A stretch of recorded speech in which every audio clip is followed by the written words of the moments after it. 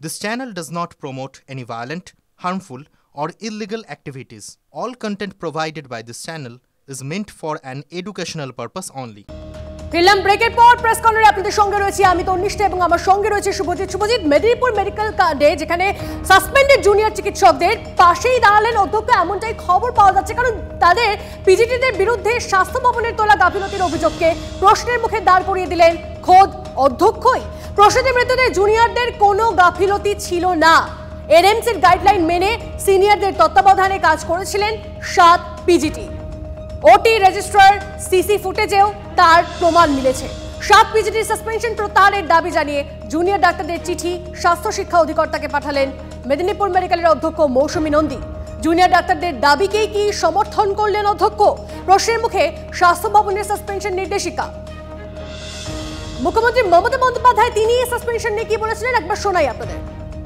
যারা সেদিন ওখানে দায়িত্বে ছিলেন মেদিনীপুরে, তারা কিন্তু তাদের দায়িত্ব যদি সঠিকভাবে পালন করতেন তাহলে কিন্তু এই মাকে বাঁচানো যেত, সন্তানকেও বাঁচানো যেত। 12 জনকে সাসপেন্ড করে দেওয়া হলো। কেউ যদি মনে করেন তার দায়িত্বটা পালন করবেন না, সেটা কি আপনারা কোনোভাবে জাস্টিফাইড করতে পারেন? সৌরভ আমাদের প্রতিনিধি আমাদের সঙ্গে রয়েছেন। সৌরভ, আজ মেদিনীপুর কাণ্ডে সাসপেন্ডেড জুনিয়র চিকিৎসকদের কি তাহলে পাশে দাঁড়ালেন অধ্যক্ষ? কারণ তিনি বলছেন যে ওই পিজিটিরা তারা তাদের বিরুদ্ধে যে অভিযোগ সেই অভিযোগটাকে উড়িয়ে দিচ্ছেন তিনি। দেখো তন্নিষ্ঠা, মুখ্যমন্ত্রীর বক্তব্যের একেবারে শেষ যে লাইনটা সেটা কি, তিনি বলছেন আপনারা কি জাস্টিফাই করতে পারেন। আর অধ্যক্ষ কি বললেন? অধ্যক্ষ বললেন জুনিয়র চিকিৎসকেরা যে চিঠি ডিএমকে লিখছেন সেটাকে ফরওয়ার্ড করেছেন নিজের সিলমোহর দিয়ে, অর্থাৎ জুনিয়র চিকিৎসকদের বক্তব্যে সিলমোহর পড়ল অধ্যক্ষ মৌসুমী নন্দী। তাহলে সেটা কি জাস্টিফাই করা হলো না? কি আছে সেই বয়ানে বলা আছে যে সিনিয়রদের সুপারভিশনে এনএমসির গাইডলাইন মেনেই তারা অপারেশন করেছিলেন। তাহলে সুপারভিশন যদি ছিল তাহলে সিনিয়রদের অনুপস্থিতির প্রশ্ন আসছে কোথা থেকে? দুটো কন্ট্রাডিক্টরি হয়ে যাচ্ছে, দুটো সম্পূর্ণ বিপরীত ধর্মী কথা হয়ে যাচ্ছে।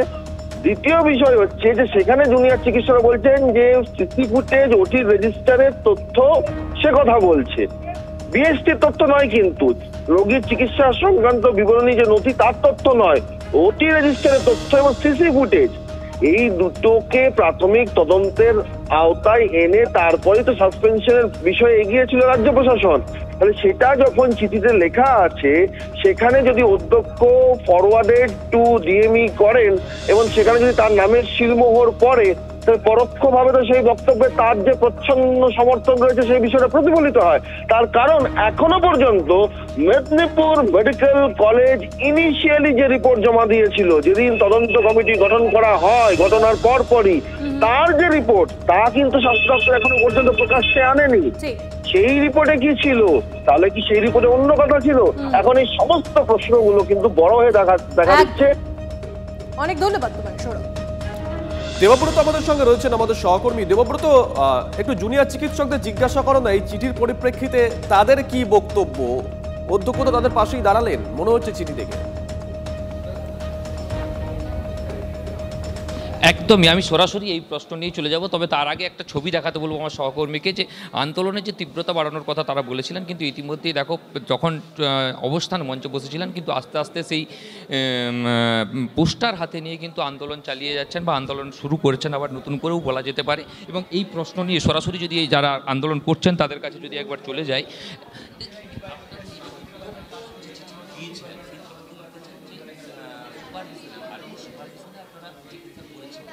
হ্যাঁ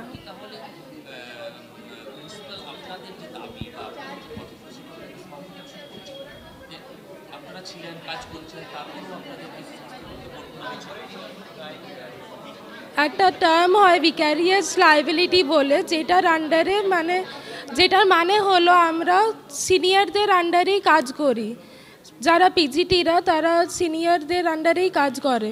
তো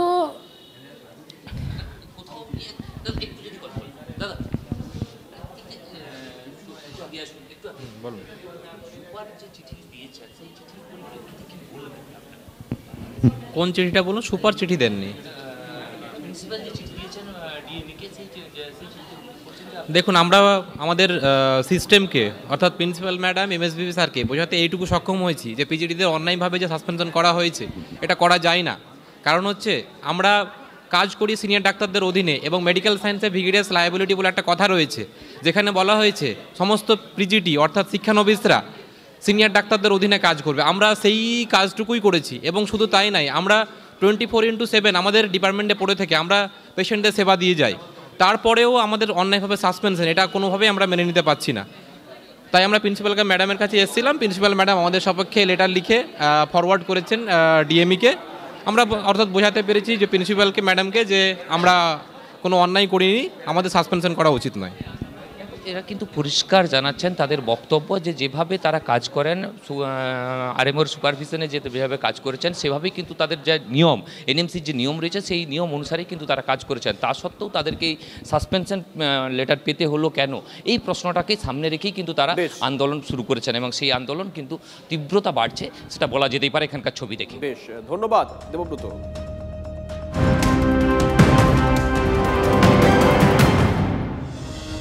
এই মুহূর্তে আরো একটা ব্রেকিং নিউজ দিয়ে আপনাদের গোয়ালপোখরে পুলিশকে গুলিকাণ্ডে ধৃত সাজ্জাকের এক সহযোগী। পুলিশের জালে ধৃত শেখ হযরত।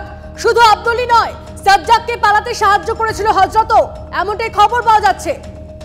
হযরত ধরা পড়লেও এখনো অধরা আর এক অভিযুক্ত আব্দুল। আরো বিস্তারিত জানবো, সায়ন্ত আমাদের প্রতিনিধি আমাদের সঙ্গে রয়েছেন সরাসরি। সায়ন্ত, আর কারা কারা ছিল এই সাজ্জাককে, আর কারা কারা পালাতে সাহায্য করেছিল এবং তাদের বিষয়ে এখন অব্দি কি জানা যাচ্ছে? কোথায় তারা গা ঢাকা দিয়ে রয়েছে? পুলিশ সূত্রে কি জানা যাচ্ছে? দেখো, পুলিশ তদন্তে নেমে একটা বিষয় পরিষ্কার হয়ে গিয়েছে যে সাজ্জাক আলমকে পালাতে সাহায্য করেছিল মূল যে সাহায্যকারী তা কিন্তু শেখ হযরত এবং তার সঙ্গে কাজ করেছিল আব্দুলও। শেখ হযরত কিন্তু গত বুধবার যখন আদালত চত্বরে সাজ্জাক গুলি চালিয়ে পালিয়েছিল তখন এই কোর্ট চত্বরে দাঁড়িয়ে সাজ্জাককে পালাতে সাহায্য করেছিল এই শেখ হযরতই। এমনকি তাকে বাইক দিয়ে বাংলাদেশের দিকে কোন রাস্তা দিয়ে পালাবে, কিভাবে পালাবে, এই যাবতীয় দিক নির্দেশ করে দিয়েছিল কিন্তু এই পুলিশের হাতে যে নতুন জলে যে নতুন ধরা পড়েছে অর্থাৎ হযরত, সে অর্থাৎ পূর্ব পরিকল্পনা কিভাবে পরিকল্পনা করা হয় সব কিছু কিন্তু হযরতের দ্বারাই হয়েছিল বলে তদন্তকারীরা ইতিমধ্যে তদন্তে জানতে পেরেছেন। আজ সকালে গোয়ালপোখরের একটি জায়গা থেকে তাকে গ্রেপ্তার করা হয়। মূলত অস্ত্রের সাপ্লাই করা, অপরাধীদের বা দুষ্কৃতীদের বিভিন্ন গাড়ি সাপ্লাই করা, বাংলাদেশে অনুপ্রবেশকারীদের ঢুকতে সাহায্য করা বা বাংলাদেশে পালাতে সাহায্য করা, যাবতীয় কাজ এই শেখ হযরতের বিরুদ্ধে রয়েছে বলে পুলিশ তদন্ত জানতে পেরেছে। একই সঙ্গে তোমাকে বলে রাখি, আব্দুলের খোঁজও শুরু করে দিয়েছে পুলিশ। মূলত মনে করা হচ্ছে হযরতকে জেরা করেই আব্দুলের খোঁজ পাওয়া যাবে। পুলিশ তদন্তকারী ইতিমধ্যে তাদের অনেক ধন্যবাদ তোমায়। এদিকে ডোমকলে পুলিশের ওপর হামলা, বন্দী ছিনতাইয়ে ধৃত মূল অভিযুক্ত। এই নিয়ে প্রাক্তন তৃণমূল প্রধান সহ 5 জনকে গ্রেপ্তার করেছে পুলিশ। 5 জনের পরিচয় কি, কিভাবে গ্রেপ্তার করলো পুলিশ, কৌশিকের কাছ থেকে জানবো। কৌশিক, দেখো, যে ঘটনাটি ঘটেছিল একটা চোর সন্দেহ জিজ্ঞাসাবাদ এবং আটক গ্রেপ্তারের জন্য গেছিল ডোমকল থানার পুলিশ। সেই সময় কিন্তু এসআই পদমর্যাদার অফিসারের উপর আঘাত হানে এবং তাদেরকে ছিনিয়ে নিয়ে চলে যায়। সেই ঘটনায় প্রথমেই 4 জনকে গ্রেপ্তার করেছিল। তাদের মধ্যে ছিলেন যে বর্তমান পঞ্চায়েত সদস্য প্রাক্তন পঞ্চায়েত প্রধান, তিনিও ছিলেন। 4 জন গ্রেপ্তার হয়েছিলেন, তাদের মধ্যে 2 জন মহিলা ছিল এবং এই ঘটনায় কিন্তু আরো একজন মূল অভিযুক্ত যে পুলিশ মনে করছে যাকে, তিনি হচ্ছেন প্রাক্তন পঞ্চায়েত প্রধানের স্বামী অর্থাৎ বর্তমান তৃণমূল নেতা। তাকে আজকে গ্রেপ্তার করেছে, ধৃতকে আদালতে তোলা হবে। যে পুলিশের উপর যে ঘটনা ঘটেছে তারপর থেকে কিন্তু একটা প্রশ্ন উঠতে শুরু করেছিল যে যেখানে পুলিশ আক্রান্ত, সাধারণ মানুষের নিরাপত্তা কিভাবে দেবে? সেই জায়গা থেকে আক্রান্ত হওয়ার পর থেকে কিন্তু পুলিশ কিন্তু যথেষ্ট যোগাযোগ বিচ্ছিন্ন হয়ে গেছে কৌশিকের সঙ্গে। আমরা পরবর্তী সময় আবারও যোগাযোগ করার চেষ্টা করব।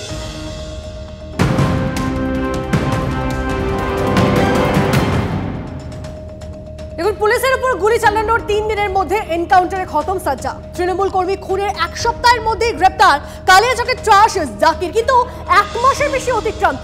বাগুইয়াটির প্রমোটার কিশোর হালদারকে মারধরে এখনো অধরা মূল অভিযুক্ত কাউন্সিলর সমরেশ চক্রবর্তী। এদিকে পুলিশের গুলিতে প্রাণ হারালো সাজ্জাক। 2 দিনের মাথায় ধরা পড়ে গেল মালদায় তৃণমূল কর্মী খুনে মূল অভিযুক্ত জাকির। কিন্তু এই জাকির আগে ঠিক কি হুঁশিয়ারি দিয়েছিল একবার শোনাই আপনাদের। টাকা হাত খরচা লিবি, ওই রফিকও হাত খরচা লিবি, 10%, 15% টাকা লিছি, এগুলো বোঝা দেখছি রে। এবারে তোর কিনে আমি বিষ দিয়ে 1 মাস ভরে গাছে শুতেছি, পাপ করিনি তো শুতেছি তোকে প্রেসিডেন্ট করা, এটা হিসাব তোকে দিতে হবে। দেখুন এই জাকির যে হুমকি দিয়েছিল এবং যেটা ভাইরালও হয়েছিল সেই হুমকি হুঁশিয়ারি পরে এই জাকিরকেও গ্রেপ্তার করা সম্ভব হয়েছে। তাহলে এখন প্রশ্ন হচ্ছে যে তাহলে কি বেছে বেছে সক্রিয়তা দেখাচ্ছে পুলিশ? প্রভাবশালী বলেই কি ছাড় তৃণমূল কাউন্সিলরকে? পুলিশের ভূমিকায় প্রশ্ন প্রমোটার কিশোর হালদারের। 1 মাস 4 দিন অতিক্রম হলো। মূল অভিযুক্ত তোলাবাজ councillor Samaresh Chakraborty, Bidhannagar municipal corporation 9 নম্বর ওয়ার্ড, এখনো পর্যন্ত ধরা পড়ল না। এদিকে বড় বড় আসামি ধরা পড়ে যাচ্ছে, কিন্তু এদিকে সমরেশের নেতৃত্বে যে রিভলভারের বার দিয়ে মাথায় মেরে মাথা ফাটিয়ে দিল, তোলা চাইলো, টাকাও দিলাম, অথচ সে এখনো পর্যন্ত ধরা পড়ল না। প্রভাবশালী কাউন্সিলর বলে এখনো পর্যন্ত সে ধরা পড়ছে না। খুব চিন্তিত, আতঙ্কিত। আজকে আমি আবার বাগুইআটি থানায় যাব, কেসের কতদূর মুভমেন্ট কি হচ্ছে সেটা জানার জন্য। পুলিশ তো আমাকে ভরসা দিচ্ছে যে খুব তাড়াতাড়ি ধরবে, কিন্তু আমি এখনো পর্যন্ত সেরকম কিছু পাইনি বা দেখতে পাচ্ছি না, যত সময় না মূল অভিযুক্ত সমরেশ চক্রবর্তী অ্যারেস্ট হবে। আরো একটা খবর, মানে এমনও হয় ছেলে দুষ্টুমি করা খুন, ঘটনার পর থানায় আত্মসমর্পণ অভিযুক্ত মায়ের। ঠিকই শুনছেন, পুলিশ সূত্রে খবর মহিলা খুনের কথা স্বীকার করেছেন। তিনি পুলিশকে জানিয়েছেন ছেলে দুষ্টুমি করছিল, বারবার বারণ করার পরেও বিরক্ত করছিল, তাই ওড়না দিয়ে গলায় ফাঁস লাগিয়ে শ্বাসরোধ করে ছেলেকে খুন করেন। মৃত শিশু দেহ ময়না তদন্তের জন্য ইতিমধ্যেই পাঠানো হয়েছে।